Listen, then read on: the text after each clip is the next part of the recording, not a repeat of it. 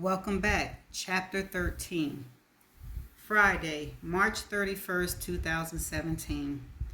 Baldwin State Prison was located in Milledgeville, Georgia.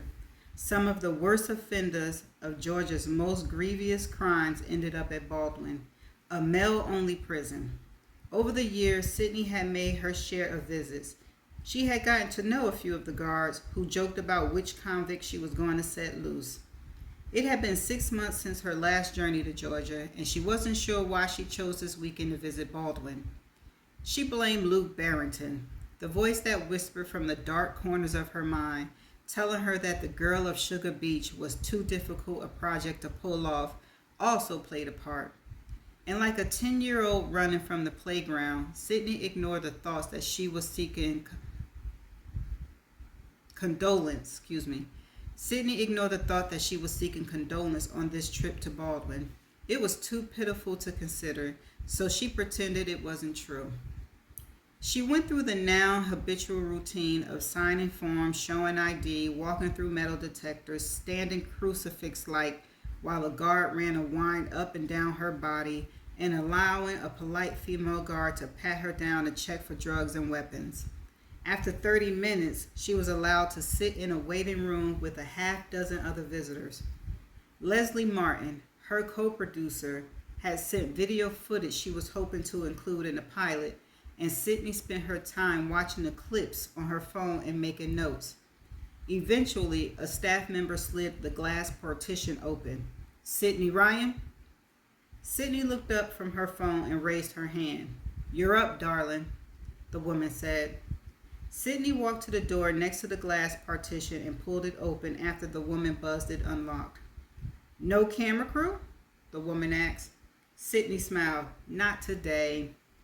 The woman pointed down a row of booths where glass barriers separated visitors from inmates. "Number 6. "Thanks," Sydney said as she headed down the row.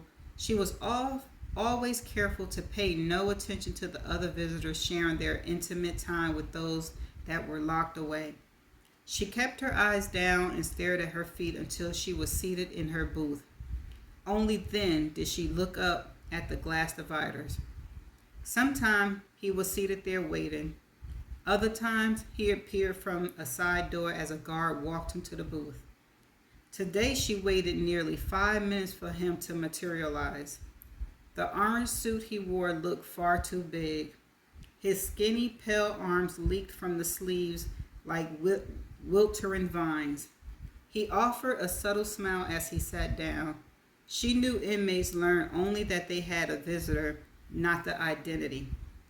He picked up the phone and placed it to his ear. Sydney did the same. They stared at each other without saying a word. Sydney blinked a few times and finally spoke. "Hi, Dad." Chapter 14. Thursday, June 1st, 2017.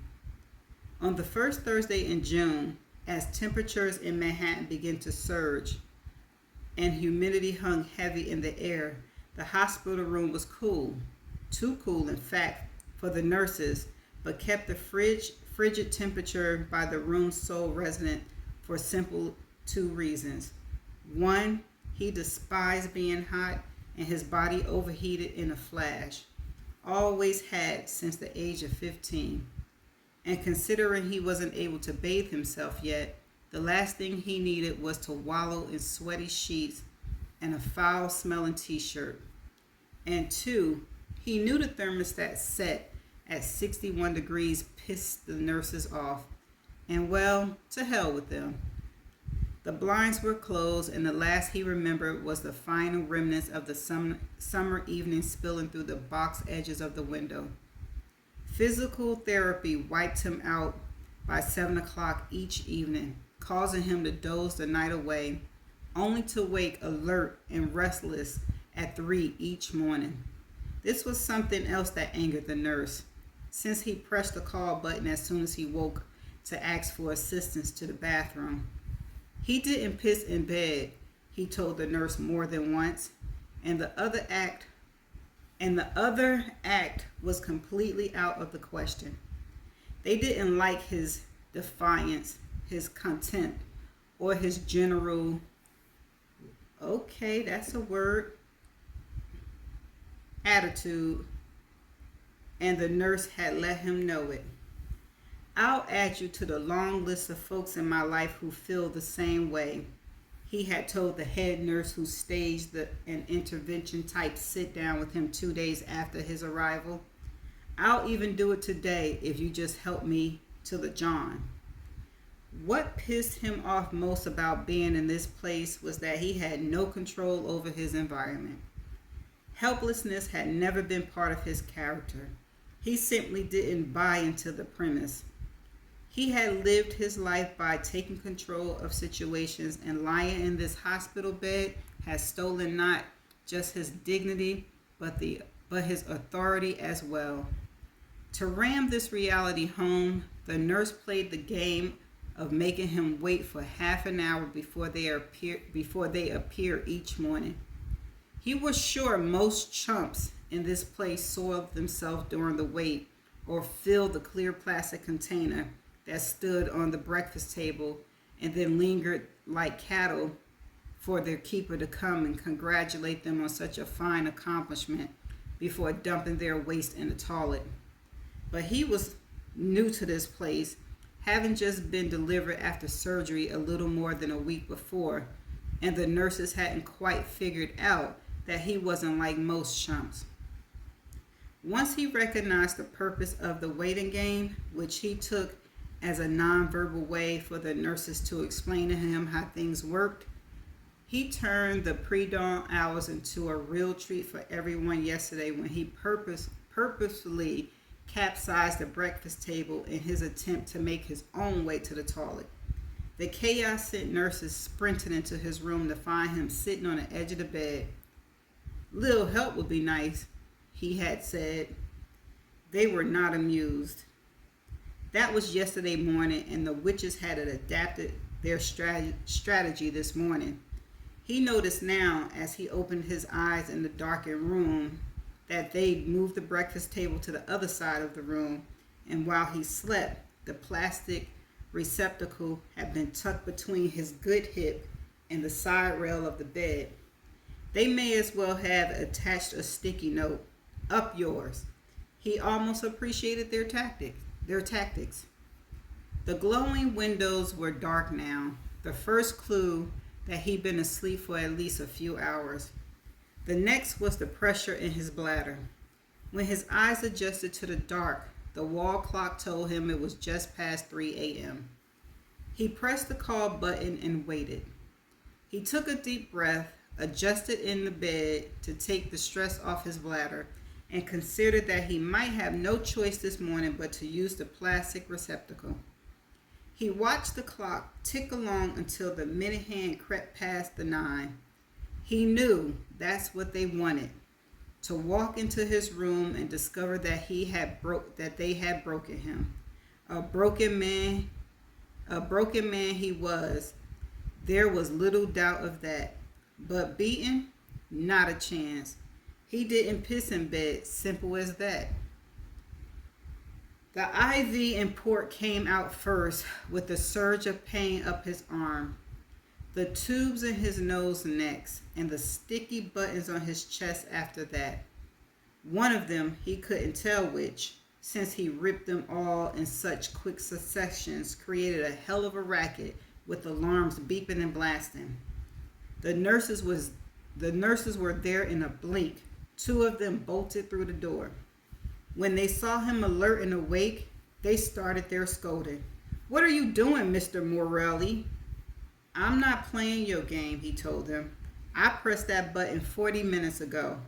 "We have other patients to take care of," the nurse said as she assessed the damage, picking up the loose IV. "You could have hurt yourself pulling this out." "At 3 in the morning? You're not so busy in the middle of the night that you can't at least check on me. I have to take a leak. I'm not asking you to fluff my pillow.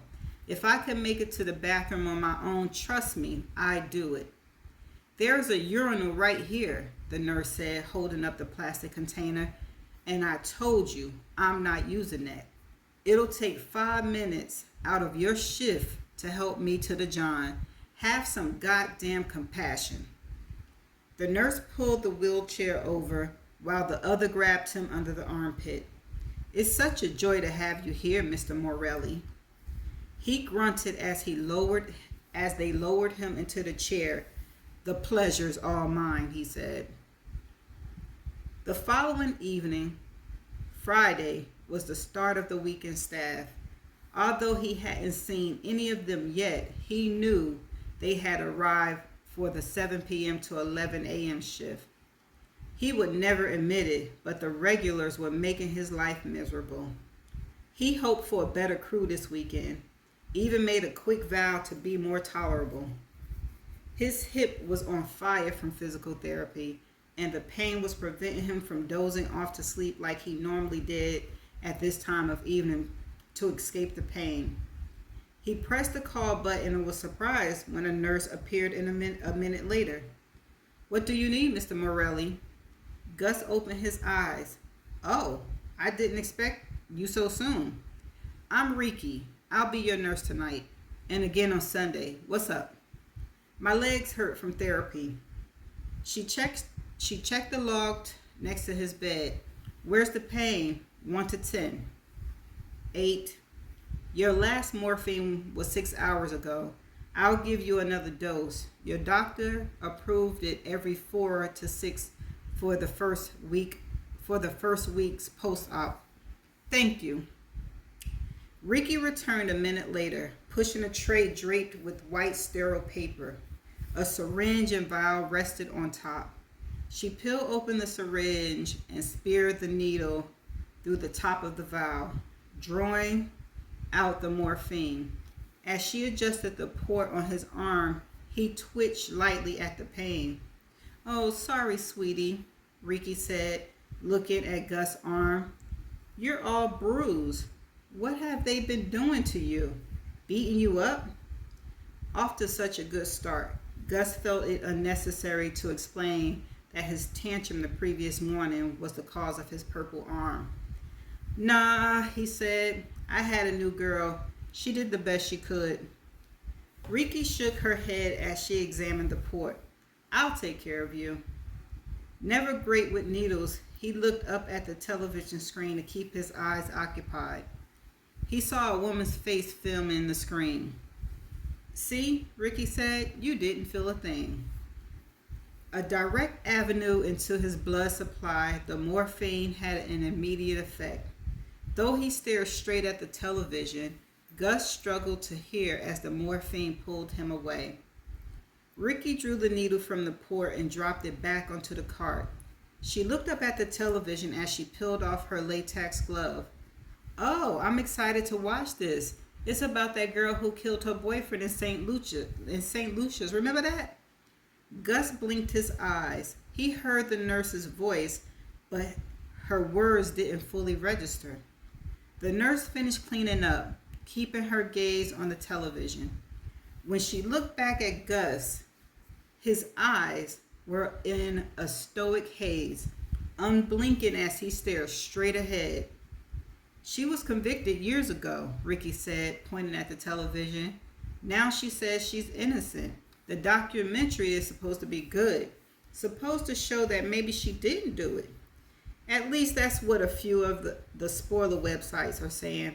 Tonight's the first episode. The nurse looked down at her patient. He was staring at his hand like it belonged to someone else, opening and closing his fingers into a tight fist. Yep, Riki said. That's the morphine. Makes you numb. How's the pain? Gone, Gus said in a faraway voice. Good. Riki picked up the remote and changed the channel to the Yankees game. Here, this seems like it's more up your alley. Gus leaned back into the pillow and stared up at the game. The Yankees were winning in the bottom of the 8th. You're a sweetheart. Okay, that's the end of chapter 14. Who the heck is Mr. Morelli, and why did wait a minute, did it pique his interest? What was the point of this chapter? Is Mr. Morelli Sydney's daddy? Now, we're going to put a pin in that one. We're going to need to find out who this man is. And they better bring him up again in the chapters to come because, yeah, who is this? All right, so that's the end of chapter 14. Okay, I'm back. The word is spelled C-U-R-M-U-D like David, G like good, E-O-N-L-Y. And this is how it is pronounced. Curmudgeonly. Curmudgeonly. Curmudgeonly. Curmudgeonly. One more time. Curmudgeonly. Curmudgeonly. It's an adjective. It's especially of an old person, bad-tempered and negative. Curmudgeonly. Let me see if I can say it right. I'm going to go back to where it was mentioned in the chapter. They didn't like his defiance, his contempt, or his general curmudgeonly attitude, and the nurse had let him know. Makes sense now. Alright, so that's the end of the definition video, and I shall see you in the next chapter. Bye.